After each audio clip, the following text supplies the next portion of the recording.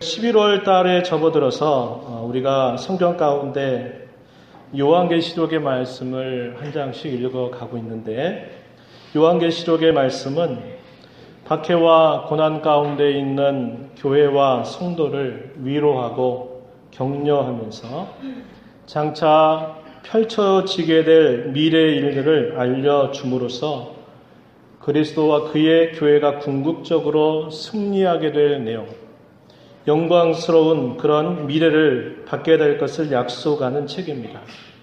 요한계시록의 말씀은 저와 여러분을 향한, 특별히 이 땅에 살면서 예수 그리스도의 군사임을 스스로 깨닫고 영적인 전투를 수행하는 모든 주님의 자녀들, 성도들, 교회들을 향한 한량없는 위로와 격려의 책임을 우리는 기억해야 합니다. 특별히 오늘 우리가 읽은 본문의 말씀 속에서는 최후의 승리를 기뻐하는 그런 노래로 하나님께 영광을 올려드리는 모습이 나타납니다. 노래를 부른다고 하는 것은 인류에게 주신 귀한 선물이 아닐 수 없습니다. 사람들은 이 노래를 부르면서 자신들이 살고 있는 고초와 어려움과 또 여러 시련들, 기쁨, 이런 모든 것들을 노래로 늘 표현합니다. 그 노래를 듣다 보면 동감이 되기도 하고, 어느 때에는 함께 동감하면서 눈물을 흘리기도 하고, 감격하기도 하고, 또 슬픔을 그 노래로 잊어버리기도 한다고 하는 것입니다. 그러나 저와 여러분이 하나님 앞에 구원을 받은 자로 드리는 노래는 이 세상의 그 어떤 노래와도 비교될 수 없는 값지고 귀한 것임을 성경은 우리에게 말해주고 있습니다.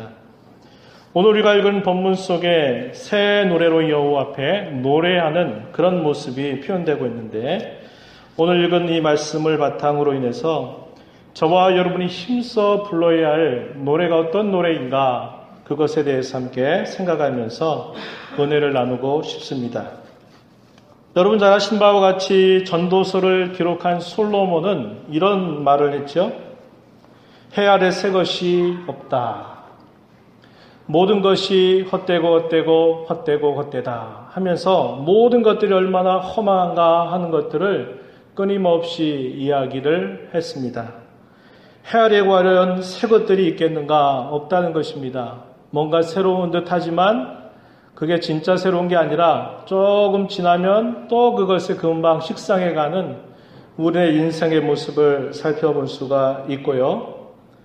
새로운 것이라고 하지만 사실상 멀리 바라본다면 그것은 새로운 게 아니라 예전에 있었던 것이 또 다른 모습으로 잠시 잠깐 나타나는 것이라고 이야기하는 것입니다. 그래서 그는 단호하게 말하기를 해 아래 새 것이 없다, 이렇게 이야기를 했습니다.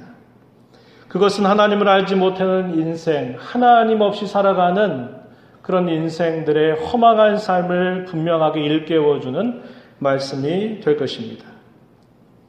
그러나 성경은 또 다른 새로움을 우리에게 가르쳐 주고 있습니다. 이것은 성경이 아주 분명하게 강조하고 있는 그런 새로움이라고 하는 것입니다. 구약의 많은 선지자들은 장차 미래에 이루어질 시대를 믿음으로 내다보면서 예언할 때마다 새로움을 말해왔습니다.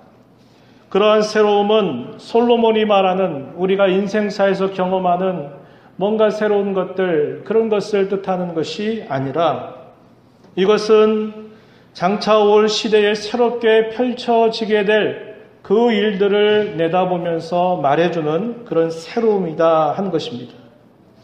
그래서 우리가 읽는 신약 성경 가운데서 이 새로움은 대단히 중요한 주제 가운데 속하는 표현이 되고 있어요.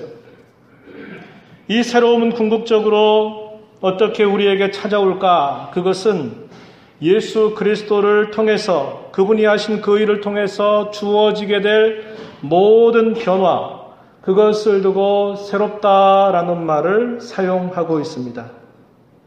이것은 역사 가운데 가장 중요한 사건을 중심으로 펼쳐지는 것임을 가르쳐줍니다. 이 사건이 바로 예수 그리스도께서 이 땅에 오셔서 모든 인류를 위해서 이루신 그분의 구속의 사건임을 말해줍니다. 그분이 새롭게 그분이 땅에서 출생하신 사실과 그분이 공적인 생애를 사셨던 일들, 그분이 죄의 짐을 지고 십자가에서 죽으신 사실과 부활하신 사실, 그리고 그 모든 일들을 다 완성하시고 승천하신 그 사실들, 이것을 통해서, 이 사건을 통해서 진정한 새로움이 펼쳐지게 될 것을 말해주고 있는 것입니다. 이렇게 그리스도께서 이루신 그 사건을 계기로 해서 펼쳐지는 것들이 과연 무엇이 있을까요? 몇 가지 예를 들어보면 이런 것들을 말할 수 있습니다.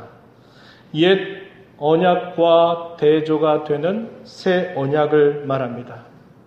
옛 언약, 구약을 말하죠. 새 언약, 신약을 말하는 것입니다. 이 옛 언약과 새 언약의 구분은 예수 그리스도께서 이루신 구속의 사건을 전제하면서 이런 변화가 있게 될 것을 말해 준 것입니다. 일상적으로 사람이 태어나서 이 땅에 생명 가지고 살다가 일상적으로 때가 되면 죽어가는 이 땅에 존재하는 인생들, 그것을 뜻하는 것이 아니라 새롭게 거듭난 인생들에 대해서도 역시 이러한 새로움이 표현되고 있다는 겁니다. 누구든지 그리스도 안에 있으면 새로운 피조물이라 이렇게 말해서 이 새롭다라고 하는 말이 그냥 우리가 일상적으로 말하는 새로움이 아니라 예수 그리스도의 구속으로 말미암아 질적으로 새로워진 그러한 새로움을 표현하고 있는 말이 된 것입니다. 또한 지상에 존재했던 예루살렘에 존재했던 그 성전, 이 땅의 성전이 아닌, 이 땅의 예루살렘이 아닌 새 예루살렘이라고 하는 그런 것을 모든 성도들에게 소망 중 바라보게 하는 그런 계기도 예수 그리스도의 구속을 통해서 가져다 준 선물임을 우리는 알게 된 것입니다. 우리가 일상적으로 부르는 그 노래가 아니라 예수 그리스도의 구속으로 말미암아 우리가 드리는 노래를 두고 새 노래라고도 부르고 있는 것입니다. 이런 모든 새로움, 이런 질적인 새로움, 이런 변화는 예수님께서 이루신 그 구속의 사건의 근거에서 펼쳐지게 되는 새로움임을 성경이 우리에게 가르쳐 주고 있다는 겁니다. 저와 여러분이 오늘 관심을 가지고 생각하고자 하는 것은 그 가운데서 새 노래에 대한 것입니다. 새 노래라고 하는 표현들은 성경에 우리가 여러 부분들을 통해서 살펴볼 수 있겠는데 그것은 비로소 신약 시대에 와서 처음 등장하고 있는 표현이 아님을 우리는 알 수 있어요. 예를 들면 우리가 많이 있는 시편의 노래 가운데서 시편 가운데 하나님을 찬양하는 성도의 찬양 속에서 내가 새 노래로 여호와께 노래한다 이런 표현을 사용한 것을 우리가 기억할 수 있습니다. 그 중에 대표적으로 한두 구절 정도를 소개하면 시편 33편 3절 말씀 1절로부터 3절 말씀에서 우리는 이런 말씀을 읽을 수 있습니다. 너희 의인들아 여호와를 즐거워하라. 찬송은 정직한 자들이 마땅히 할 바로다. 수금으로 여호와께 감사하고 열줄 비파로 찬송할지어다. 새 노래로 그를 노래하며 즐거운 소리로 아름답게 연주할지어다. 이렇게 말합니다. 특별히 3절 가운데서 새 노래로 그를 노래하며 즐거운 소리 아름답게 연주할지어다 라고 하는 표현 속에 새 노래가 등장하고 있는 것을 우리는 살펴볼 수 있어요. 또 우리가 잘 기억하는 시편 가운데 시편 40편 1절 이하 3절의 말씀에서도 역시 시편의 기자는 하나님을 향해서 새 노래 곧 우리 하나님께 올릴 찬송을 내 입에 두셨다 말하면서 그 노래로 하나님께 영광을 돌리는 모습을 우리는 살펴봅니다.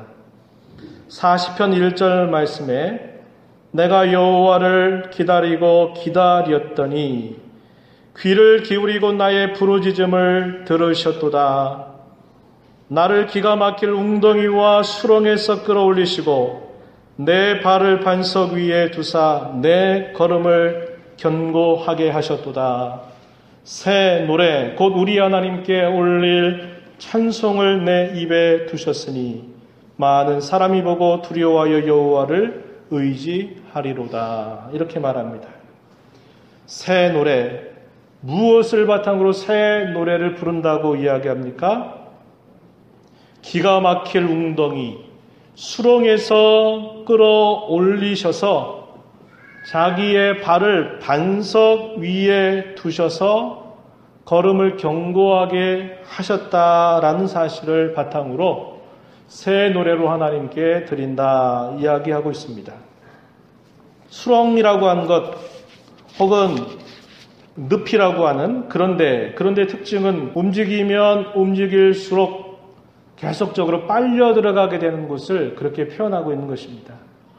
자기의 힘으로 어떻게 발버둥 치면서 빠져나와 볼까 발버둥 치는데 발버둥을 치면 칠수록 오히려 빠져나오는 게 아니라 더 깊이 속으로 말려 들어가는 그런 곳, 그게 바로 수렁이라고 하는 것입니다. 그런데 하나님께서 그 수렁 속에 마치 바위를 두셔가지고 그 바위를 두신다면 그 바위를 딛고서 분명하게 일어설 수가 있게 되는 것이죠. 빠져나올 수가 있게 되는 것입니다. 하나님께서 자신을 구원하신 사실, 어떤 특별한 시련과 어려움 속에서 자신을 건져주신 그 사실을 회고하면서 내가 새 노래로 여호와 하나님께 노래한다라고 이렇게 고백하고 있는 모습을 우리는 살펴본 것입니다. 또 우리는 이사야서에서 이러한 비슷한 표현들을 또 발견하게 되는데 그 중에 한 구절을 소개하자면 이사야서 42장 8절 이하의 말씀입니다. 여기에서도 보면 새 노래로 노래한다. 땅끝에서부터 여호와를 찬송한다 라고 하는 이런 고백을 우리는 살펴볼 수 있습니다. 나는 여호와이니 이는 내 이름이라. 난 내 영광을 다른 자에게 내 찬송을 우상에게 주지 아니하리라. 보라 전에 예언한 일이 이미 이루어졌느니라. 이제 내가 새 일을 알리노라. 그 일이 시작되기 전에라도 너희에게 이르노라. 항해하는 자들, 바다 가운데 만물과 섬들과 거기에 사는 사람들아, 여호와께 새 노래로 노래하며 땅끝에서부터 찬송하라. 이런 말씀이 확인됩니다. 장차 주의 종으로 오시게 될 메시아께서 행하실 새로운 일로 인해서 그 일의 근거에서 드릴 찬송에 대하여 여기서도 새 노래라 이렇게 표현하고 있습니다. 그래서 우리가 살펴보는 이 몇몇 구절들을 통해서 보아도 새 노래라고 부르는 이 표현들은 하나님께서 자기들 가운데 행하시는 구원의 일들을 생각하면서 하나님 앞에 노래하는 것들, 그것들을 두고 새 노래라 부르고, 궁극적으로는 장차 오시게 될 메시아 예수 그리스도께서 이루실 새로운 일들을 기대하면서 그분께 감사로 드리는 노래, 이것을 두고 새 노래라 이렇게 표현하고 있습니다. 신약 성경으로 오게 되면 이 새 노래에 대한 그런 표현들이 유독 요한계시록에서 많이 등장하고 있는데요.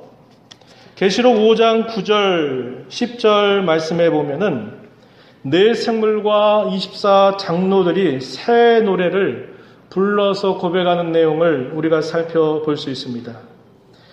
요한계시록 5장 9절 이하에서 그들이 어떻게 새 노래를 부르는가? 두루마리를 가지시고 그 인봉을 떼기에 합당하시도다. 일찍이 죽임을 당하사 각 족속과 방언과 백성과 나라 가운데에서 사람들을 피로 사서 하나님께 드리시고 그들로 우리 하나님 앞에서 나라와 제사장들을 삼으셨으니 그들이 땅에서 왕노릇 하리로다. 이렇게 고백하면서 새 노래를 부르는 광경이 펼쳐지고 있습니다. 또 하나 대표적인 구절, 오늘 우리가 읽은 본문 요한계시록 14장 3절 말씀으로 와서 보면은 승리한 교회들, 지상에서 자기에게 주어졌던 그런 모든 생활 속에서 영적인 전투를 잘 수행하고 마침내 승리한 교회가 하나님의 보호자 앞과 내 생물과 24 장로들 앞에서 부르는 노래, 그것을 두고 새 노래라 이렇게 표현하고 있습니다. 본문 3절에 보십시오. 땅에서 속량함을 받은 14만 4천 밖에는 능히 이 노래를 배울 자가 없더라 이렇게 표현되어 있습니다. 이상의 여러 말씀들을 우리가 종합해 본다면 성경에서 우리에게 말해주는 이 새 노래는 어떤 노래인가? 새 노래는 하나님으로부터 받은 구원과 그 은혜 때문에 하나님께 감사하고 그분을 높이고 그분을 칭송하는 노래, 이것을 두고 우리는 새 노래라 이렇게 부를 수 있습니다. 이 새 노래는 몇몇 사람들만이 부를 노래가 아닙니다. 찬양대원에 속해 있는 이들만 부를 노래도 아니고 또 노래를 잘 부르는 사람들, 연주 잘하는 사람들만 부르는 그런 노래를 두고 새 노래라고 말하지 않아요. 이 새 노래는 온 교회가 부를 노래임을 성경은 우리에게 가르쳐 주고 있습니다. 그리스도께서 그의 죽으심과 부활로 세우신 새로운 성전이 된 교회에게 주신 영광스러운 선물, 이게 새 노래라고 말할 수 있습니다. 다시 말씀드리면 교회인 저와 여러분에게 주신 특권이요 선물이라고 볼 수 있습니다. 그러나 이 새 노래는 값없이 주어진 것이 아님을 절대로 잊지 마십시오. 이것은 예수님의 존귀한 그분의 목숨을 대신 들이신 그 일을 통해서 우리에게 주어진 선물이요 특권이라고 하는 사실입니다. 이러한 새 노래를 부를 수 있는 자격을 가진 자들이 누구인가? 오늘 본문을 살펴보면 그에 대한 소개가 나타나고 있습니다. 새 노래는 아무나 부를 수 없습니다. 오늘 본문에 보면 오직 속량함을 받은 사람 혹은 구원함을 받은 자만 부를 수 있는 노래라고 알려주고 있습니다. 새 노래는 그 노래를 받는 분, 그리고 그 노래를 부르는 이들과의 관계를 대단히 중요하게 여깁니다. 그리스도께서 피 흘려 죽으심으로 자신의 죄의 값을 갚아 주셨으며 사망의 권세를 깨뜨리고 다시 사심으로 자신을 거듭나게 해 주셨음을 믿는 자, 그 사실을 아는 자들만이 부를 수 있는 노래입니다. 오늘 우리가 읽은 본문 1절 말씀해 보면 이들의 숫자가 14만 4천이라고 알려주고 있습니다. 이들은 그들의 이마에 어린 양의 이름과 그 아버지의 이름을 쓴 것이 있는 자들이라고 설명합니다. 요한계시록 7장에 보면 또 24만 4천에 대한 묘사가 등장하는데 3절과 4절 말씀에 보면 이들은 그들의 이마에 입맞은 자들이다 이렇게 소개되고 있습니다. 오늘 우리가 읽은 본문 속에서는 이마에 어린 양의 이름, 그 아버지의 이름이 쓴 것을 가진 자, 요한계시록 7장 3절 4절에 보면 그들의 이마에 입맞은 자들이라고 이렇게 소개하고 있습니다. 어린 양의 이름을 쓴다, 그 아버지의 이름을 쓴다라는 말이나 그들의 이마에 입맞은 자들이다라고 하는 이것이 뜻하는 것은 소유를 나타내고 또 하나는 보호를 나타내는 모습입니다. 옛날에도 그러했죠. 옛날에 종들, 이 노예를 자기의 소유로 삼을 때 거기에다가 화인을 새겼습니다. 화인. 불로 도장을 이렇게 그것을 달구어 가지고 그것으로 이렇게 딱 찍어내죠. 요즘에도 짐승이나 가축 같은 경우에도 그럴 겁니다. 자기의 소유를 나타내기 위해서 화인을 딱 찍어서 그것이 자기의 소유라고 하는 것을 분명하게 밝히고 있는 것이죠. 이마에 인을 맞았다, 혹은 이마에 어린 양의 이름과 그 하나님의 아버지의 이름이 있다라는 것은 하나님의 소유에 속한 자임을 말해주고 하나님께서 그들을 돌보신다라는 것을 뜻하고 있는 말임을 알려주고 있습니다. 그러면 이 14만 4천이라고 하는 그것이 뜻하는 말이 무엇인가? 신천지나 이런 이단들은 이것을 두고 거의 문자적으로 그대로 이야기하고 있습니다만, 성경이 표현하고 있는 이 엽법은 모든 구원받는 하나님의 백성들 전체를 두고 14만 4천이라고 하는 숫자로 표현하고 있다라고 하는 것입니다. 오늘 본문 3절 말씀에 가서 보면 이렇게 표현했어요. 그들이 보좌 앞과 내 생물과 장로들 앞에서 새 노래를 부르니 땅에서 속량함을 받은 14만 4천 밖에는 능히 이 노래를 배울 자가 없더라. 새로운 노래를 배워서 부를 자들, 그들은 속량함을 받은 사람만 부를 수 있고 배울 수 있다라고 이렇게 가르쳐 주고 있습니다. 이 말씀은 구약의 선지자 이사야에 의해서도 우리는 확인할 수 있는데, 이사야 선지자는 그가 쓴 예언서 35장 8절 이하로부터 10절에 이러한 말씀으로 예언한 바가 있습니다. 제가 읽어드리면, 거기에 대로가 있어 그 길을 거룩한 길이라 일컫는 바 되리니 깨끗하지 못한 자는 지나가지 못하겠고 오직 구속함을 입은 자들을 위하여 있게 될 것이라.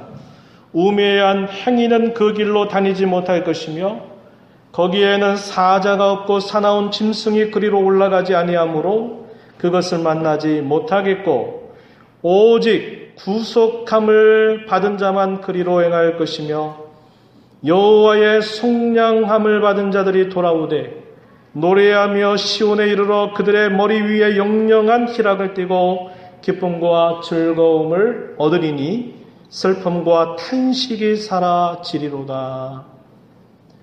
메시아께서 오셔서 이루시게 될 그 구원의 사건을 두고 이렇게 예언한 말씀의 내용이다 하는 겁니다.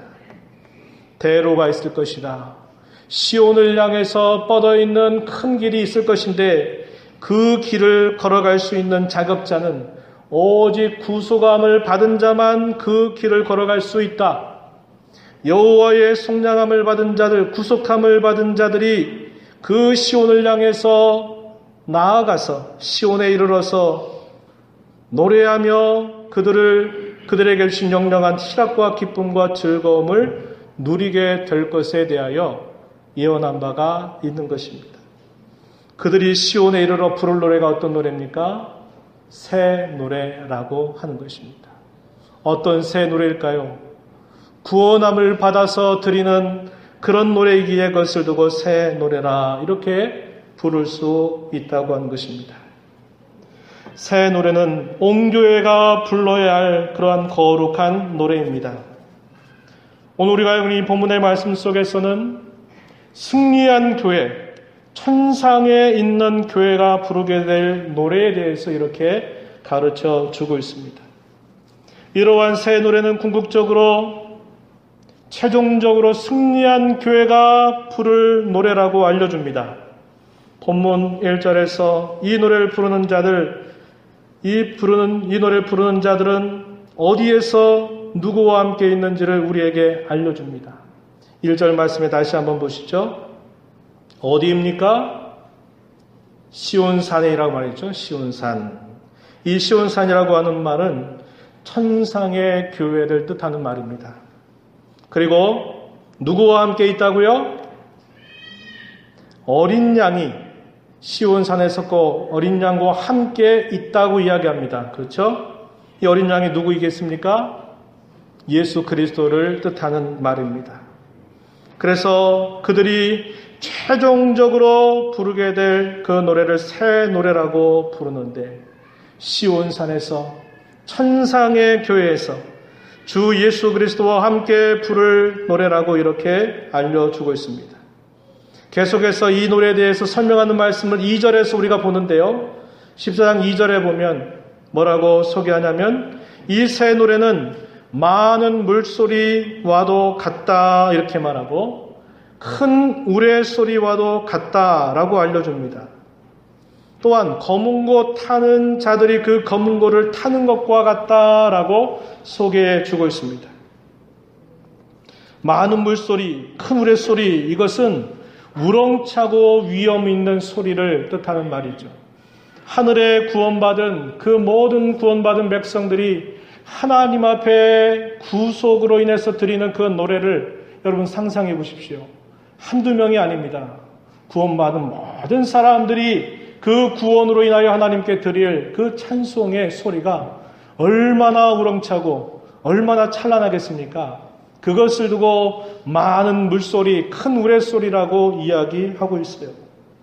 그런데 이 교회를 핍박하고 반대하는 자들에게 이 소리는 대단히 두려운 소리로 들리는 것입니다. 며칠 전에 우리 대한민국에서 콜롬비아 축구 선수단을 초청해서 축구를 했는데 12번째 선수가 누구라고 얘기합니까? 관중들이라고 해요. 관중들이 서서 함성을 지르고 와 하면 이 선수들이 느끼는 그 위압감이라는 게 굉장히 크다고 말합니다. 그래서 12번째 선수라 그래요. 그 관중들의 그 소리가 그만큼 사람들을 압도할 수도 있고 사람의 분위기를 좌우할 수 있다라고 하는 그런 말이 될 것입니다. 수만 수천의 수많은 그런 구원받은 하나님의 사람들이 구원으로 인하여 부르게 될 그 노래 앞에 대적자들은 그들의 간담이 녹게 될 것이고 그들이 그 두려움으로 압도당하게 될 것을 말해주는 것입니다. 그러나 이 노래에 함께 참여해서 부르는 사람들에게 이 우렁차고 위험 있는 소리는 뭐같이 들린다고요? 마치 검은고를 켜는 것과 같이 들린다라고 말합니다. 그렇게 다르다는 거예요.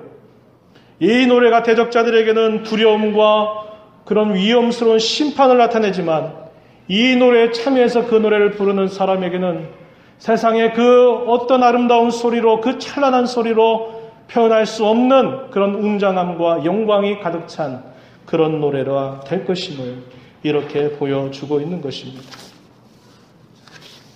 이러한 노래는 장차 저와 여러분이 부르게 될 노래예요. 그러나 오늘 본문 4절과 5절의 말씀에 보면 그 노래를 부를 수 있는 자들이 어떤 자들인가에 대해서 소개해 줍니다. 즉, 이 땅에 존재하는 전투하는 교회로서 이 땅에서 불러야 할 노래이기도 함을 우리에게 가르쳐 주는데요. 소아시아에 있었던 7교회, 에베소, 서머나, 버가모, 두아디라, 사데, 필라델비아, 라오디게아, 이 교회는 실제적으로 존재했던 7교회였습니다. 이 요한계시록을 누구에게 들려줍니까? 이 지상에 있는 그 교회들에게 전달이 되는데 이 7교회는 이 땅에 존재하는 모든 성도, 이 땅에 존재하는 모든 교회를 대표하는 내용입니다. 지상에 존재하는 모든 교회, 이 땅에 살고 있는 저와 여러분 모두는 전투하는 교회로서의 특성을 가지고 있습니다. 영적인 전쟁을 수행하는 교회라고 하는 말입니다. 그러나 이 전쟁은 앞이 과연 어떻게 될지 모르는 한치 앞을 내다볼 수 없는 그런 전쟁이 아니라 최종적인 승리가 약속된 전쟁임을 요한계시록은 우리에게 보여주고 있어요. 그러나 승리가 보장되어 있다라고 해도 우리가 싸움에서 쉽게 이긴다라는 것을 우리에게 말해주는 것은 아닙니다. 여러분 잘 아시겠죠? 전쟁을 경험하신 세대도 있겠는데 전쟁에서 승리한다 그래서 우리 아군들이 한 사람도 죽지 않고 그 전쟁에서 승리하는 경우 보셨나요? 못 본 겁니다. 치열한 접전 가운데서 그 전쟁 가운데서 살아남는 사람은 그 승리를 맛보게 될 것이지만 그 승리의 편에 있다 하더라도 그 전쟁에서 전사할 수 있게 된다라는 것을 우리는 기억하는 것입니다. 저와 여러분에게 하나님은 약속하셨어요. 최종적인 승리를 우리에게 보장하고 약속하셨지만 우리가 이 땅에서 매일매일을 살아가는 삶 속에 싸우는 전쟁 속에서 우리는 쉽게 그런 전쟁에서 승리할 수 있다라고 말할 수는 없다라는 것입니다. 오늘 본문 4절과 5절에 보면 어떠한 전투를 벌여야 되는지 그것을 우리에게 잘 가르쳐주고 있습니다. 첫 번째는 4절에 보십시오. 여자와 더불어 더럽히지 아니하고 순결해야 된다라고 가르쳐줍니다. 이 사람들은 여자와 더불어 더럽히지 아니하고 순결한 자라 이렇게 말하죠. 성경 전체를 통해서 우상을 숭배하는 것, 하나님을 떠나서 다른 신을 섬기는 그 행위를 두고 음행하는 것, 매춘하는 것에 비유가 되고 있다는 겁니다. 이 말은 무슨 말일까요? 이 땅에 사는 동안 이 승리의 노래를 부르는 사람들은 여자와 더불어 이 여자가 8절 말씀에 가서 보면 큰 성 바벨론이라는 말로 비유적으로 표현됩니다. 하나님 없는 최고의 세상, 하나님 없는 대적자들이 판치는 그 세상을 두고 큰 성 바벨론이라고 하는 말로 상징적으로 표현합니다. 여자와 더불어 더럽히지 아니했다라는 말은 이 세상 속에 살면서도 이 세상에 속한 자가 아니라 이 세상에 섞이는 것이 아니라 이 세상의 영향을 받아서 주저앉는 그러한 모습이 아니라 이 세상 속에 살지만 이 세상 속에 속하지 않은 자처럼 살아가는 그러한 삶을 두고 이렇게 표현하고 있는 말씀의 내용이에요. 두 번째 계속해서 보면 뭐라고 말합니까? 이들은 어떤 자라고요? 14절 중반절에 보면 어린 양이 어디로 인도하든지 따라가는 자라 이렇게 말합니다. 이 땅에 전투하는 교회로 저와 여러분이 살아갈 자세는 어린 양이신 예수 그리스도께서 인도하신 대로 힘써 따라가야 된다는 겁니다. 그분이 가는 보조를 마치지 못하고 처지게 된다면 그 사이에 악한 마귀는 우리의 사이를 끼어들어와서 우리를 결코 그 길 따라가지 못하도록 할 것입니다. 어린 양이 인도하는 대로 따라가야 된다.